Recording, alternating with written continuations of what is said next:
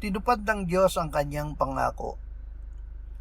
Ang pagbibigay ng Espiritu Santo ay katuparan ng pangako ng Diyos na hindi siya mananatiling malayo, kundi mananahan at gagabay sa bawat pusong nananampalataya.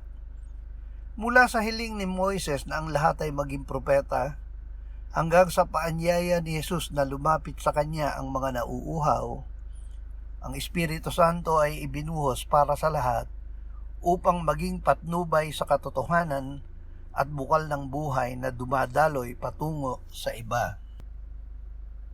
Ang